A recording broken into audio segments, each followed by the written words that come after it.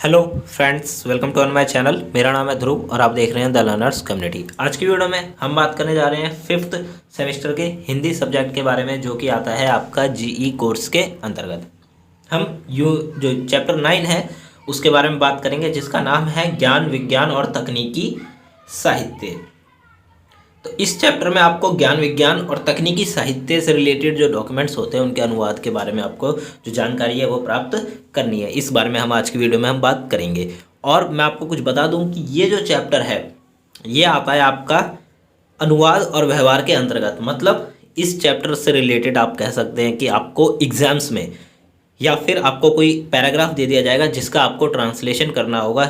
अगर आपको हिंदी में दिया जाएगा तो आपको इंग्लिश में करना होगा, और अगर आपको इंग्लिश में दिया जाएगा तो आपको हिंदी में करना होगा। तो एक प्रकार से ट्रांसलेशन से रिलेटेड भी पूछा जा सकता है, और आपसे जो हम इस पर बात करेंगे वीडियो में उससे रिलेटेड भी कुछ भी पूछा जा सकता है। तो चलिए वीडियो को शुरू करते हैं। अगर अभी तक आपने हमारा चैनल सब्सक्राइब नहीं किया तो प्लीज़ चैनल को सब्सक्राइब करें स्टडी से रिलेटेड वीडियोज़ के लिए। तो वैज्ञानिक एवं तकनीकी अनुवाद आज के युग में सर्वाधिक महत्वपूर्ण अनुवाद बन चुका है, क्योंकि विज्ञान, आपको पता है कि वैज्ञानिक और जो टेक्नोलॉजी का जो क्षेत्र है वो काफ़ी ज़्यादा बढ़ता जा रहा है। रोज़ दिन प्रतिदिन उसमें क्या हो रहा है, विकास हो रहा है। तो क्या बन चुका है, आज के युग में जो सर्वाधिक महत्वपूर्ण है वो वैज्ञानिक और तकनीकी अनुवाद बन चुका है। जीवन में वैज्ञानिक एवं तकनीकी का महत्व और ज़रूरत जैसे जैसे बढ़ती जा रही है, वैसे वैसे इस क्षेत्र में अनुवाद की आवश्यकता भी बढ़ती जा रही है। जैसे जैसे हमें नई नई टेक्नोलॉजी के बारे में पता चल रहा है, तकनीक और जो विज्ञान के आप कह सकते हैं चीज़ों के बारे में पता चल रहा है, उसके लिए क्या बढ़ती जा रही है, उसके लिए अनुवाद की आवश्यकता पड़ती जा रही है। अब एक उदाहरण से समझिए, जैसे कि विदेश में कोई आप कह सकते हैं नया इन्वेंशन हुआ या कोई नई मशीन बनाई गई, हमें उस मशीन की डिटेल्स के बारे में किस प्रकार पता चलेगा, जब हम उसका अनुवाद करेंगे। और अनुवाद के द्वारा जो लोग उस देश की भाषा नहीं जानते हैं वो लोग अपनी भाषा में उस मशीन या फिर उस इन्वेंशन के बारे में पढ़ पाएंगे। तो ये किसके द्वारा होगा, ये होगा अनुवाद के द्वारा। अनुवाद करना तकनीकी क्षेत्र की आंतरिक आवश्यकता है, कोई ऊपरी दबाव के लिए नहीं किया जाता। तो जो अनुवाद की प्रक्रिया, मतलब जो ट्रांसलेशन की जो प्रक्रिया है वो टेक्निकल, आप कह सकते हैं टेक्निकल की जो फील्ड है उसका आंतरिक आवश्यकता, मतलब उसकी अपनी आवश्यकता है। ऐसा नहीं है कि कोई ऊपर से अपने मन से कोई ट्रांसलेशन का प्रोसेस कर रहा है, नहीं। उसका ट्रांसलेशन इसलिए किया जाता है ताकि हम लोग, जैसे कि अगर अमेरिका में कोई इन्वेंशन हुआ है और अगर हमें उसके बारे में पढ़ना है तो हम उसे हिंदी में ट्रांसलेट करके पढ़ सकते हैं। परंतु अगर हमारे कोई आइडियाज़ हैं, हम चाहते हैं कि उस इन्वेंशन में वो आइडियाज़ आप कह सकते हैं कि आगे बढ़ाया जाए उन इन्वेंशन के थ्रू, तो क्या होगा, उस तकनीकी क्षेत्र में हम भी अपने योगदान दे सके, इसके लिए उसकी आंतरिक आवश्यकता है। इसीलिए अनुवाद की आवश्यकता वहाँ पे पड़ती है। ऐसा नहीं है कि कोई अपने मन से अनुवाद करके उसको लोगों को बता रहा है। वैज्ञानिक एवं तकनीकी क्षेत्र आधुनिक युग में बहुत महत्वपूर्ण हो गया है। विज्ञान का क्षेत्र और तकनीक टेक्नोलॉजी का जो क्षेत्र है वो क्या हो गया है, आधुनिक युग में, वर्तमान युग में काफ़ी ज़्यादा महत्वपूर्ण बन गया है। शिक्षा मंत्रालय ने के अंतर्गत विज्ञान एवं तकनीकी अनुवाद की आवश्यकता का अनुभव करने पर केंद्रीय हिंदी निर्देशालय ने एक वैज्ञानिक एवं तकनीकी शब्दावली आयोग की स्थापना करी। अब भारत में बात करें तो जब भारतीय लोगों या फिर आप कह सकते हैं भारत का जो शिक्षा संस्थान है उसको पता चला कि अनुवाद की कितनी ज़्यादा महत्व है, तो शिक्षा मंत्रालय के अंतर्गत विज्ञान एवं तकनीकी अनुवाद की आवश्यकता को देखते हुए और उसके अनुभव करने पर क्या बनाया गया, केंद्रीय हिंदी निर्देशालय द्वारा एक वैज्ञानिक एवं तकनीकी शब्दावली आयोग, वैज्ञानिक एवं तकनीकी शब्दावली आयोग, ऐसा आयोग जो कि शब्दावली डिक्शनरीज का प्रोडक्शन करेगा, डिक्शनरीज को बनाएगा, उसमें शब्द जो होते हैं उन्हें ऐड करेगा, ठीक है, जो किससे रिलेटेड होंगे, वैज्ञानिक और तकनीकी फील्ड से रिलेटेड होंगे। यह विभिन्न वैज्ञानिक क्षेत्रों के प्रयोग में लाए जाने वाले अंग्रेजी शब्दों का हिंदी अनुवाद किया जाता है। तो यहाँ पे क्या किया जाता है, ऐसे शब्द जो कि विज्ञान के आप कह सकते हैं क्षेत्र में आते हैं और जो कि अंग्रेजी शब्द है तो उनका हिंदी में अनुवाद करके उस बुक में लिखा जाता है। इसमें विभिन्न क्षेत्रों की शब्दावली भी प्रकाशित की जाती है। तो ऐसा नहीं है कि इसमें केवल विज्ञान के क्षेत्र से ही रिलेटेड या फिर टेक्नोलॉजी के क्षेत्र से ही रिलेटेड जो शब्दावली है, जिसको डिक्शनरी भी कहते हैं, प्रकाशित की जाती है। मतलब कि और भी जो क्षेत्र हैं उनसे रिलेटेड भी डिक्शनरीज को यहाँ पर प्रोडक्शन किया जाता है। प्रोडक्शन का मतलब है कि यहाँ पे उनको शुरू से बनाया जाता है, उसमें कौन से शब्द रखे जाएंगे, उसका क्या आप कह सकते हैं अर्थ होगा, क्या मीनिंग होगा, ये सब इसके अंतर्गत आता है, वैज्ञानिक एवं तकनीकी शब्दावली आयोग के अंतर्गत। आज के समय में वैज्ञानिक एवं तकनीकी शब्द लगातार बढ़ते जा रहे हैं और इनकी कुल संख्या 2 लाख से अधिक हो गई है। वैज्ञानिक एवं तकनीकी हिंदी अनुवाद के लिए राष्ट्रीय विज्ञान संचार एवं सूचना स्रोत संस्थान CSIR एक संस्थान है, ठीक है, ने मानक हिंदी अनुवादकों की राष्ट्रीय स्तर पर सूची तैयार की है। तो आप कह सकते हैं कि विज्ञान और तकनीकी क्षेत्र में जो शब्द हैं वो लगातार दिन प्रतिदिन नए नए शब्दों का आप कह सकते हैं इन्वेंशन हो रहा है, नए शब्द बन रहे हैं, उनका अर्थ निकल रहा है, और तो क्या हो रहा है, शब्द बढ़ रहे हैं, शब्दों की संख्या बढ़ रही है। वर्तमान में आप कह सकते हैं कुल 2 लाख से भी ज़्यादा ऐसे शब्द हैं जो कि सिर्फ विज्ञान और तकनीकी क्षेत्र की जो फील्ड है, या आप कह सकते हैं फील्ड है, इसमें आते हैं। वैज्ञानिक एवं तकनीकी हिंदी अनुवाद के लिए क्या, विज्ञान और तकनीकी क्षेत्र का जो हिंदी अनुवाद है उसके लिए राष्ट्रीय विज्ञान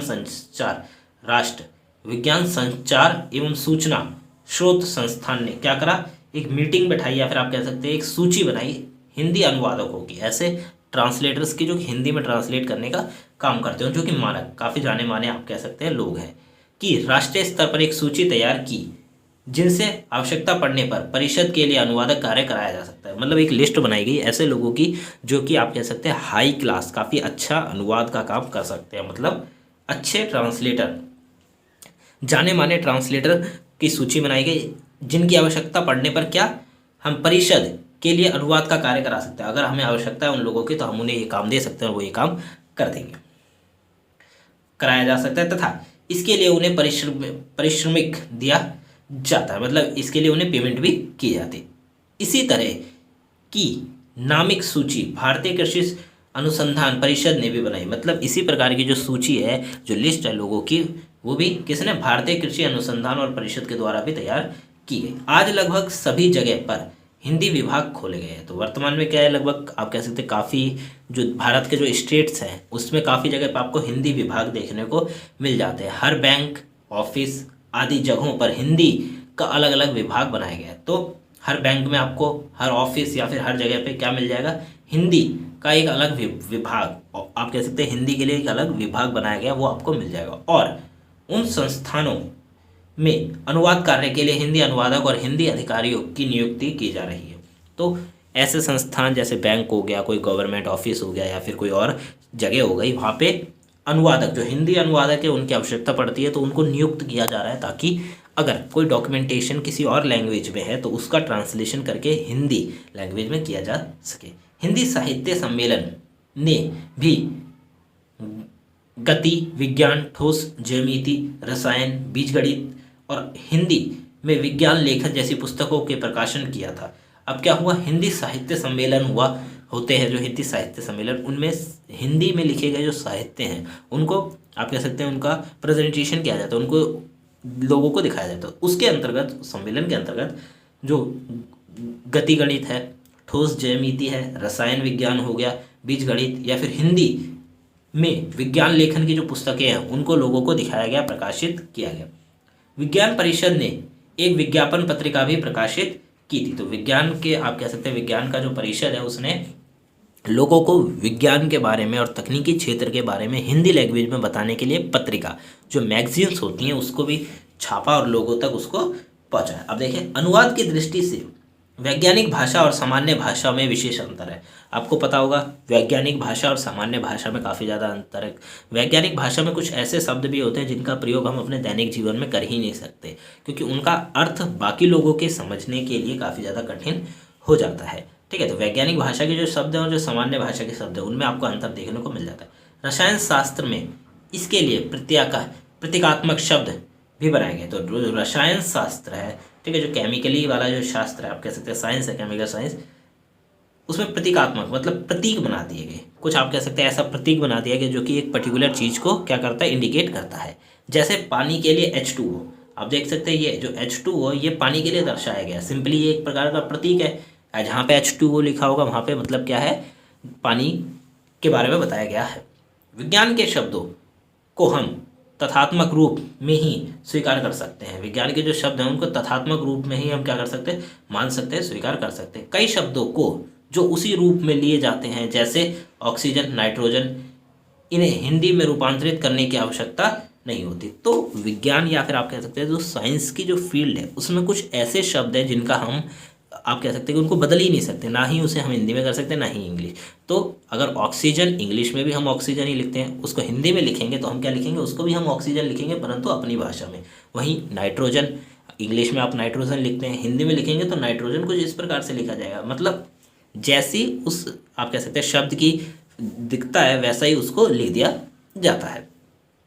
ठीक है, अगर इंग्लिश में उसे नाइट्रोजन है तो हिंदी में उसे नाइट्रोजन क्या आ जाएगा, क्योंकि नाइट्रोजन को हम हिंदी में परिभाषित किस प्रकार करेंगे, कोई ऐसा पर्टिकुलर शब्द तो है नहीं जो नाइट्रोजन के बारे में बताता हो, तो इसीलिए हमने केवल नाइट्रोजन को ही यूज़ कर लिया। इन्हें हिंदी में रूपांतरित करने की आवश्यकता नहीं होती, मतलब हमें इन्हें हिंदी में चेंज करने की आवश्यकता नहीं होती। वैज्ञानिक अनुवाद में अभिव्यक्त विचार ही प्रमुख है। तो वैज्ञानिक में जो अनुवाद है, अनुवाद करने की जो प्रोसेस है उसमें अभिव्यक्त विचार ही प्रमुख है। वैज्ञानिक एवं तकनीकी अनुवाद में अनिवार्य शर्त यह है कि अनुवादक विषय का अच्छा जानकार हो। अब अगर आपको अनुवादक बनना है, मतलब ट्रांसलेटर बनना है, किसमें, विज्ञान की फील्ड में, तो आपको क्या होना चाहिए, उस फील्ड के बारे में अच्छी खासी जानकारी होनी चाहिए, अच्छा जानकार होना चाहिए। इस कारण से वैज्ञानिक एवं तकनीकी विषयों में परीक्षित व्यक्ति ही इस तरह के अनुवाद कर पाता है। ऐसा व्यक्ति जो कि इस फील्ड में रह चुका है, इस फील्ड का एक प्रकार से इस फील्ड का आप कह सकते हैं छात्र था या इस फील्ड के बारे में जानता है, वही इस फील्ड में अनुवाद जो ट्रांसलेशन का काम है वो कर सकता है। उनका क्षेत्र वास्तव में विशेषज्ञता का ही क्षेत्र होता है। अनुदित सामग्री जितनी विशिष्ट होगी अनुवाद को भी उतना ही विशेषण होना पड़ेगा। मतलब जो अनुदित, जो ओरिजिनल कंटेंट है वो जितना विशिष्ट होगा, अनुवादक जो ट्रांसलेटर है उसको भी उतना ही विशेषज्ञ से काम करना पड़ेगा, मतलब विशेष प्रकार से काम करना पड़ेगा। इसीलिए हर वैज्ञानिक तथा तकनीकी विषय के लिए विशेष प्रशिक्षण प्राप्त व्यक्तियों की आवश्यकता होती है। तो क्या होता है, इसीलिए हर वैज्ञानिक और तकनीकी जो विज्ञान का क्षेत्र है या जो टेक्नोलॉजी का क्षेत्र है, विषय के लिए विशेष प्रशिक्षण प्राप्त व्यक्तियों की आवश्यकता होती है। ऐसे व्यक्ति जिनको इस फील्ड के बारे में पता है, उन्होंने प्रशिक्षण प्राप्त किया है, उनकी आवश्यकता पड़ती है। भारत के दिल्ली शहर में वैज्ञानिक अनुवादकों का संगठन ISTA तथा यूरोप के अनेक वैज्ञानिक एवं तकनीकी अनुवादकों संगठनों ऐसे ही विशेषज्ञ अनुवादकों की सूची अपने पास रखता है। तो क्या है, भारत में जो दिल्ली शहर है उसके अंतर्गत वैज्ञानिक एवं अनुवादकों का एक संगठन है जिसको ISTA कहा जाता है, तथा यूरोप के अनेक वैज्ञानिक और तकनीकी अनुवादक, मतलब यूरोप के जो वैज्ञानिक लोग हैं और जो ट्रांसलेटर हैं उनकी जो डिटेल्स है, ठीक है, कड़े संगठन ऐसे ही विशेषज्ञ अनुवादकों की सूची अपने पास रखते हैं। तो जो दिल्ली का संगठन है या इस प्रकार के संगठन अपने पास डिटेल्स रखते हैं अच्छे अनुवादक, ट्रांसलेटर की, जिनको आप कह सकते हैं काफ़ी अच्छा इस क्षेत्र में अच्छी नाम प्राप्त है। ठीक है, और जो अच्छे प्रकार से ट्रांसलेशन का काम कर पाते हैं उनकी डिटेल्स ये लोग रखते हैं। अभिव्यक्त विचार की प्रामाणिकता इस तरह के अनुवादकों का अनिवार्य तत्व है। शब्दावली निर्माण के सिद्धांत क्या? अगर हम जो विज्ञान या तकनीकी क्षेत्र में जब हम शब्दावली डिक्शनरी का निर्माण करते हैं तो उसके लिए किस प्रकार के सिद्धांत की आवश्यकता होती है? 1961 में वैज्ञानिक और तकनीकी शब्दावली आयोग की स्थापना की गई थी। इसे यह दायित्व सौंपा गया कि अखिल भारतीय स्तर पर वैज्ञानिक शब्दावली का निर्माण के ऐसे मार्गदर्शक सिद्धांत प्रतिपादित करें जिनके आधार पर हिंदी तथा अन्य भारतीय भाषाओं में वैज्ञानिक और तकनीकी शब्दावली का निर्माण तथा विकास हो। तो 1961 में वैज्ञानिक और तकनीकी शब्दावली के लिए एक आयोग बनाया गया। उसको एक काम दिया गया कि आप कुछ ऐसे सिद्धांत, प्रिंसिपल्स को तैयार करिए जिसके आधार पर हम भारत में जो हिंदी भाषा है और जो भारत के अन्य भाषा हैं उन भाषाओं में हम क्या कर सके, वैज्ञानिक एवं तकनीकी अनुवाद जो शब्दावली उनका निर्माण कर सके और उनका विकास कर सके। मतलब ऐसे आप प्रिंसिपल्स हमें दीजिए बना के जिनके आधार पर हम ट्रांसलेशन का काम कर सके, शब्दावली बना सके। आयोग ने राष्ट्र की सभी भाषाओं के प्रतिनिधि, वैज्ञानिक तथा भाषाविदों का सम्मेलन बुलाया। फिर क्या हुआ, जो आयोग है वैज्ञानिक और तकनीकी शब्दावली आयोग, उसने एक सम्मेलन बुलाया जिसमें भारत की विभिन्न भाषा के लोग जो लोग उस भाषा को प्रतिनिधित्व कर रहे थे वो वैज्ञानिकों तथा भाषाविदों जो भाषा के अच्छे जानकार हैं उनको बुलाया और विविध विचारधाराओं के बीच संतुलित दृष्टिकोण अपनाते हुए कुछ सिद्धांत प्रतिपादित किए। फिर क्या हुआ, कुछ सिद्धांतों को लोगों के सामने प्रस्तुत किया।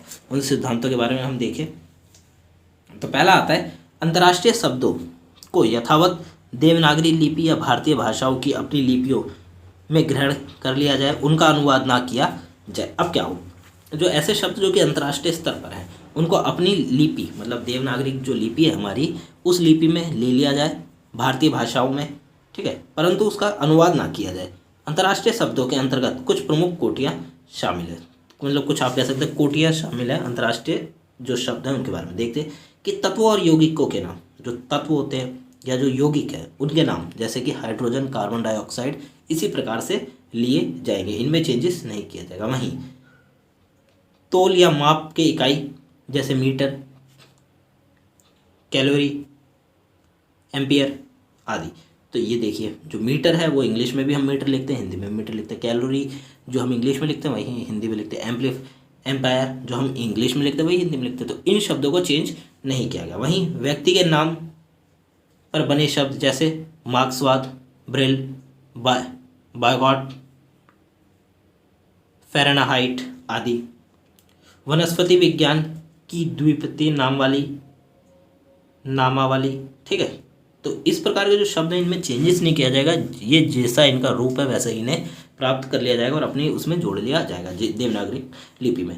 ऐसे शब्द जो भारतीय भाषाओं में रच पच गए, मतलब भारतीय की जो भाषा है उसमें मिल से गए और आम प्रयोग में आ गए, जैसे रेडियो, रडार, पेट्रोल, इलेक्ट्रॉन आदि। तो ये कुछ ऐसे शब्द हैं जो कि भारत के दैनिक जीवन में भी यूज़ किए जाते हैं। रेडियो हम यूज़ करते हैं, पेट्रोल जैसा इंग्लिश में लिखते हैं वैसा हिंदी में लिखते हैं। तो ये ऐसे शब्द हैं जिनके आप कह सकते हैं इनको अनुवादित तो नहीं किया गया, मतलब इन्हें चेंज नहीं किया गया और इनको ऐसे ही अंतर्राष्ट्रीय स्तर पर अपना लिया गया। फिर आते हैं दूसरे, आगे देखें कि विज्ञान और प्रौद्योगिकी के प्रतीक जो रोमन लिपि में अंतर्राष्ट्रीय रूप में है रखे गए, जैसे सेंटीमीटर।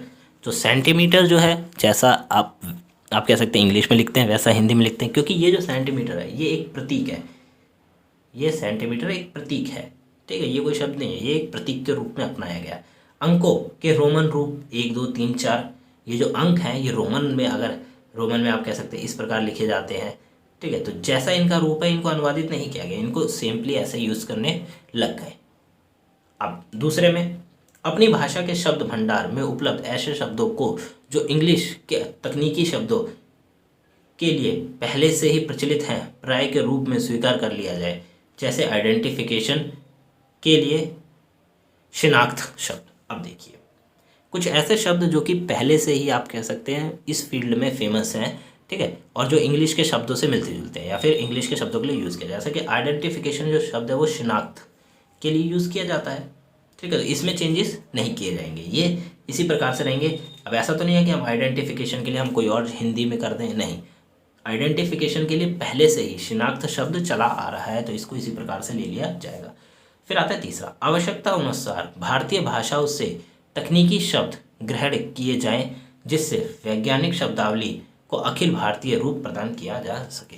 तो आवश्यकता के अनुसार जो भारतीय भाषाएं हैं उनसे क्या तकनीकी शब्द, भारत की जो भाषाएं हैं उनमें जो तकनीकी शब्द पहले से बने बनाए हैं उनको लिया जाए, ठीक है, और उनका यूज़ किया जाए, जिससे क्या हो कि हम ऐसा ना हो कि बहुत सारे शब्दों का निर्माण कर दिया हम लोगों ने, तो ऐसा तो नहीं होगा, ठीक है। तो जो शब्द हमें चाहिए उनकी आवश्यकता है उसको लिया जाए, उसको ग्रहण किया जाए, जिससे वैज्ञानिक शब्दावली को अखिल भारतीय रूप प्रदान किया जा सके। नए शब्दों के निर्माण के लिए संस्कृत शब्द और धातु के आधार पर माना जाए, ठीक है। तो जो नए शब्दों का निर्माण होगा वो संस्कृत शब्दों के आधार पर या तथा धातुओं के आधार पर में प्रयोग में किए जाएंगे। शब्दावली के चयन में उर्वर शब्द को प्राथमिकता दी जाएगी। तो जो शब्दावली का जब चयन किया जाएगा या शब्दावली में जो शब्दों का चयन किया जाएगा उसमें उर्वर शब्द का प्रयोग किया जाएगा। उर्वर शब्द से प्रात्यय तथा उपसर्ग के संयोग से अनेक शब्द व्युत्पन्न के लिए किए जाते हैं, प्रात्यय और उपसर्ग, ठीक है। ये मतलब एक प्रकार से आप कह सकते हैं आगे पीछे लगाने वाले शब्द होते हैं, जैसे विधि से विधिवत, वैध, अवैध, विधान, विधायक, विधानसभा आदि। तो क्या है, विधि शब्द से कितने शब्द बन गए, विधि बन गई, वैध बन गया, अवैध, ठीक है, विधान, विधायक, विधानसभा आदि। इसके विपरीत कानून शब्द के केवल 3 से 4 शब्द ही बन सकते हैं, जैसे कानूनी, कानूनन, गैर कानूनी आदि। हो सकता है कि एक शब्द से कई सारे शब्द बन जाए, और वहीं कुछ एक शब्द से केवल 1 से 2 बने, या फिर वो भी ना बन पाए। ठीक है, तो जो सही चयन है, शब्दावली के चयन में उर्वर शब्दों की प्राथमिकता दी जाएगी। उर्वर शब्दों को प्राथमिकता दी जाएगी। ये देखा जाएगा कि जो शब्द हम बना रहे हैं, नया शब्द, क्या उससे बहुत सारे शब्दों का निर्माण किया जा सकता है या फिर नहीं। अगर किया जा सकता है तो किन किन का, और अगर नहीं किया जा सकता तो जो मेन सब वर्ड है, या फिर आप जो कहते हैं एक शब्द है, उसका एक जैसा ही प्रयोग किया जाएगा। उसके शब्द में भी चेंजेस नहीं किए जाएंगे और ना ही उसके अर्थ में। अब आगे देखें, वैज्ञानिक नियम तर्क पर आधारित है। तो जो वैज्ञानिक के जो नियम है वो किस पे, तर्कों पर आधारित है। आपको क्या देने होंगे, तर्क देने होंगे।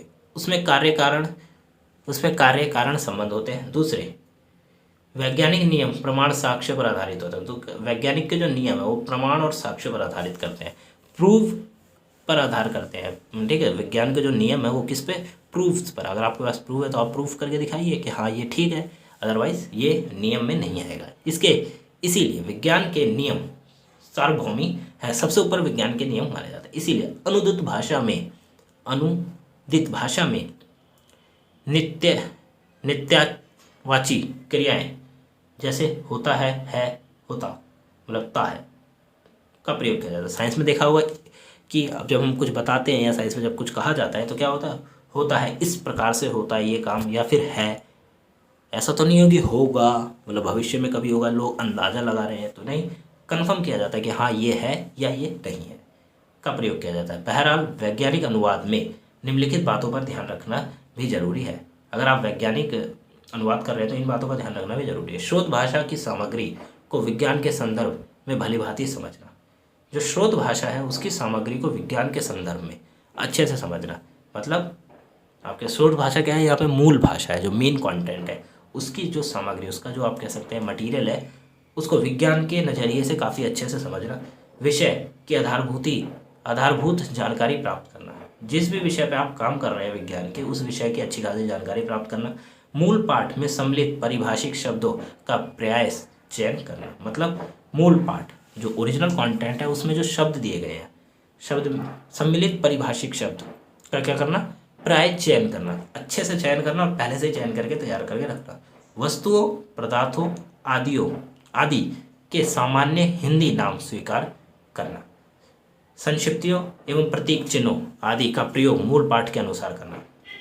संक्षिप्त या फिर प्रतीक चिन्ह, कोई ऐसे चिन्ह हो गए जो कि मूल पाठ ओरिजिनल कंटेंट में दिए गए हैं, उन्हीं का सही प्रयोग जो हम ट्रांसलेटेड वर्जन में करेंगे उसमें करना। संदर्भ सूची मूल पाठ के अनुक्रम में देना तथा लक्ष्य भाषा की प्रकृति के अनुसार ही उसे व्यवस्थित करना। जिस प्रकार से मूल पाठ मतलब ओरिजिनल जो टेक्स्ट है या ओरिजिनल जो मटेरियल है, बिल्कुल उसी आप कह सकते हैं उसी लय में ट्रांसलेटेड वर्जन में भी वो सारी चीज़ें हमें प्रोवाइड करनी है।